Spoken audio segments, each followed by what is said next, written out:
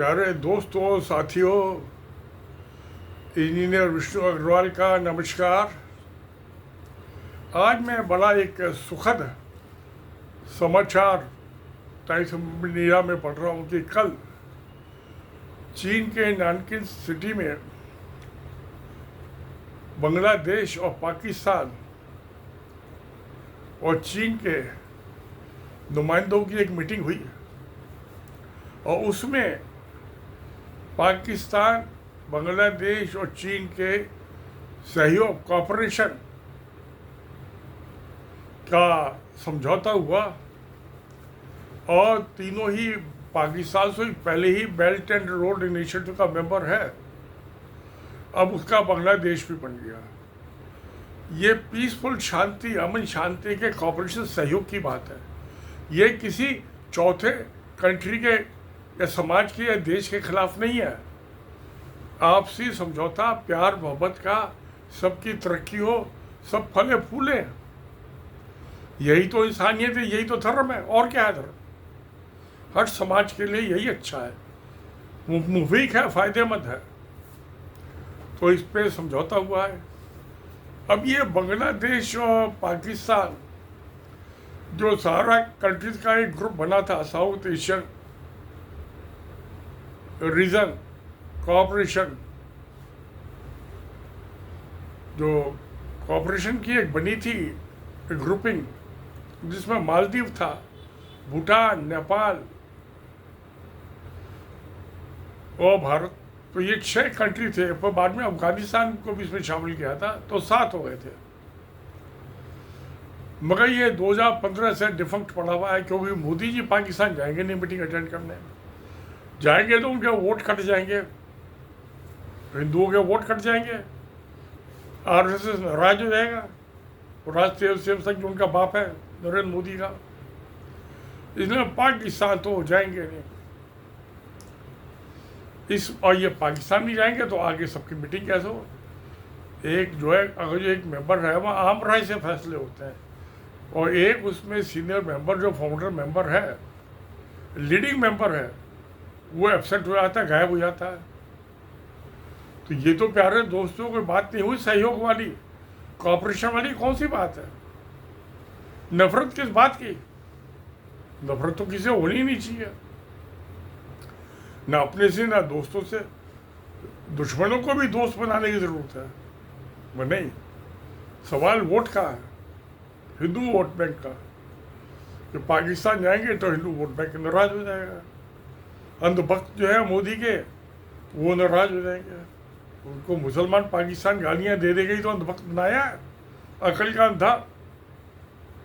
और क्या किया इन्होंने? सारा सरकार का पैसा बर्बाद किया है। एडवर्टाइजमेंट दे देंगे, विज्ञापन दे देंगे टीवी में, सारे न्यूज़पेपर में, तो कोई विकास का काम, डेवलपमेंट का काम हो नहीं रहा। तो 2047 में कहाँ से विकसित भारत हो जाएगा? हो ही नहीं सकता।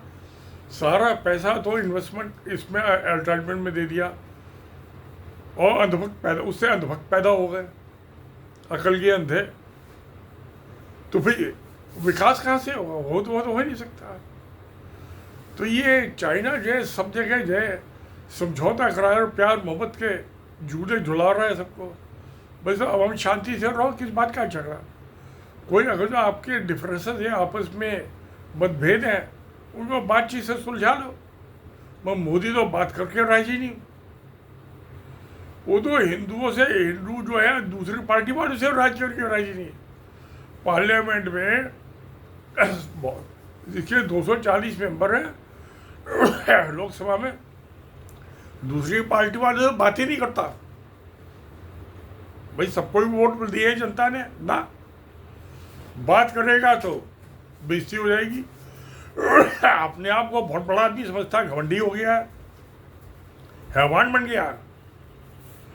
तो ना तो चीन से बात करेगा, ना बांग्लादेश से करेगा, सबसे तो दुश्मनी है। अपनों से भी दुश्मनी है, बहुतों की हत्याएं की है। आरएसएस के प्रचारकों की, अपने सीनियर प्रचारकों की हत्या कराई है। तो ये हिंसा, धर्म तो अहिंसा की तरफ ही ले जाएगा ना, नफरत और हिंसा। धर्म का मतलब ये नफरत और हिंसा, प्यार मोहब्बत नहीं है। और चीन जो है वो तो बुद्धिस्ट कंट्री है, और बांग्लादेश और पाकिस्तान दोनों इस्लामिक कंट्री है। इस्लाम मीन्स पीस, शांति, अमन शांति। इस्लाम का तो नाम ही दूसरा नाम है अमन शांति है। तो मगर मोदी को तो अमन शांति चाहिए नहीं, उसको तो चाहिए वोट।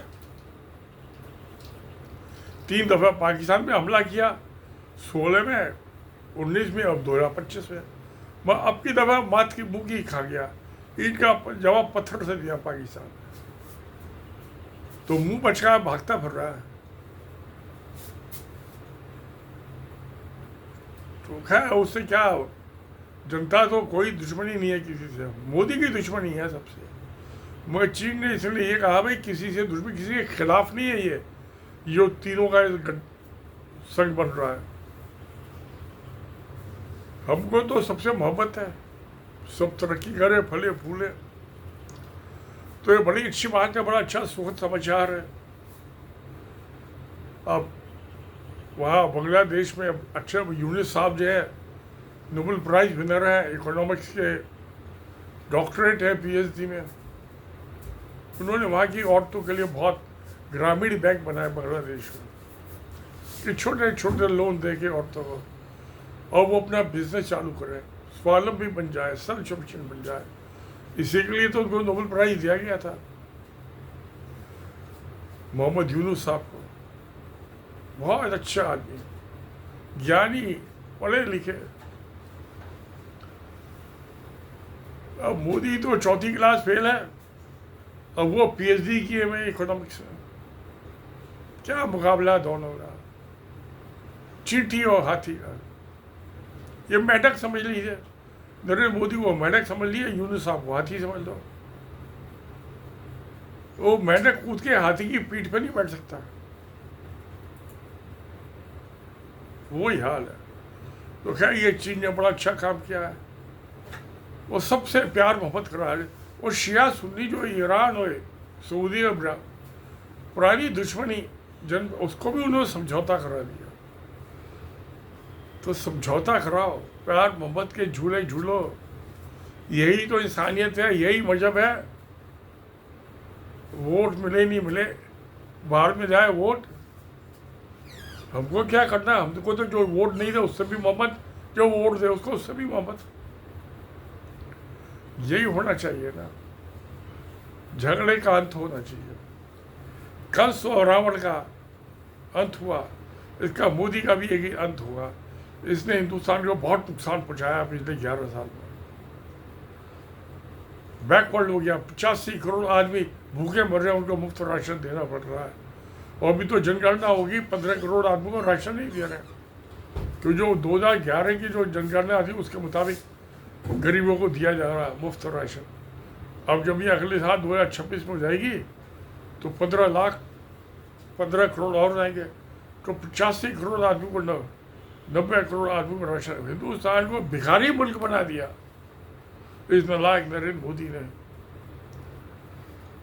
तो चलिए, अच्छे भी आदमी आते हैं, बुरे भी आते हैं समाज में। रावण भी आते हैं, कंस भी आते हैं, राम भी आते हैं, कृष्ण भी आते हैं। तो उम्मीद करते हैं कि राम कृष्ण कभी तो आएंगे। वो आएंगे तब जब इस दुष्ट का नाश होगा। एक कंस रूपी मोदी, रावण रूपी मोदी का नाश होगा, और RSS का सत्यानाश होगा। तो ये उसी की तो पैदाइश है, उपज है। 100 साल हो गए, अब चल नहीं पाएगा। रिश्वतखोरी, पैसा, पैसा तो imp and peasant, Leo Tolstoy की कहानी थी, जो मैंने पता नहीं कितनी दफ़े अपने पोती को सुनाई। वो शिक्षाप्रद कहानी की, जो बोनाफाइड नेसेसिटी है, उतना ही पैसा होना चाहिए। उससे ज़्यादा हो जाता है तो उसका मिसयूज़ होता है, ऐब आ जाते हैं। तो RSS में बहुत पैसा आ गया है, उसमें ऐब आ गए हैं। पैसा ही तो दुश्मन है इंसानियत का और शराफत का। पापों की जड़ ही जो था, जो पीजन अच्छा था किसान हो, ये जो कहानी है। और उसने डेविल ने उसको कहा, ऐब को, अपने नौकरों जाओ इसको शैतान बनाओ, अगर जो नहीं बनाओगे ऐसे आदमी हो गए तो हम तो भूखे मर जाएंगे। उसने आया, ज़मीन पर आया, उसने किसान को, बीबी आई उसको रोटी देने निकलनी है, वो छिप के बैठ गया पेड़ पे। तो उसने कहा मैं थोड़ी देर में मैं खा लूँगा, तुम छोड़ दो पानी और रोटी। वो चला गया, एक ने उठा के और रोटी छिपा दी। किसान आया, फार्मर आया, बीजक, उसने कहा भाई मेरी रोटी देखा नहीं है। उसने कहा शायद कोई मुझसे ज़्यादा भूखा होगा, उसने खाली भगवान उसका भला करे। तो इतने जाके बात बताई, डेविल गुस्सा हो गया, उन्होंने कहा वो थ्रो इन होली वाटर, जाओ को बुला बुला के। तो आपकी तो वो फिर आया, वो गधा बन के उसके खेत में गाजर खाने लगा। उसने सोचा कि मुझे डंडा मारेगा, उसने नहीं डंडा मारा। किसान सुबह आया, उसने कहा शायद ये भूखा है, चलो गाजर खा लेगा, इसका पेट भर जाएगा, मैं बाकी गाजर बेच लूँगा, काम चला लूँगा। इतने जाके फिर बताया शैतान के, तो फिर गुस्सा हो गया डेविल। उसने कहा मैं तुझे होली वाटर थोड़ा, तो बिल्कुल नालायक है तू। उसने कहा मुझे एक चांस और दे दो। उसने कहा ठीक है एक और चांस दे देता हूँ, अगर तो नहीं हुआ I will throw you holy water, तू जल के मर जाएगा। वो फिर आया, वो एक साधु बन गया और उसने कहा कि वो भाई मैं बहुत अच्छी सलाह देता हूँ। उसने कहा इस साल सूखा पड़ेगा, कम बारिश होगी, तो तुम नीची ज़मीन है वहाँ खेती हो उसे बो दी, तो वहाँ बड़ी अच्छी फसल हुई। बाकी सबके खेत सूख गए, बाजार भाव बढ़ गए, किसान पैसा आ गया। अगली दफ़ा उसने कहा आपकी दफ़ा बारिश बहुत होगी तो तुम ऊंची ज़मीन पर लगाओ। तो उसने ऊंची ज़मीन पर लगा दिया, जिससे फसल पानी में डूबे नहीं उसका खेत, तो वो उसकी फिर फसल हो गई, बाकी भी खराब हुई। तो ऐसे उसका बहुत पैसा हो गया, उसका हो गया। तो उसने कहा अब इसका क्या करें, अब आलू कितने बो दिए, अब क्या करें। तो उसने कहा इसकी शराब बना लो, आलू की वोडका शराब होती है ना, वोडका, तो आलू की शराब पिए। और वो शराब पी के सबको गालियाँ देने लगा, झगड़ा करने लगा गाँव में, औरतों को छेड़ने लगा, तो पाजी बन गया। अभी भी जाके पहुँचा डेविल के पास कि मैंने ठीक कर दिया। कहता शाबाश, तुझे इनाम दिया, तूने इसे बंदर बना दिया ना पाजी शैतान के।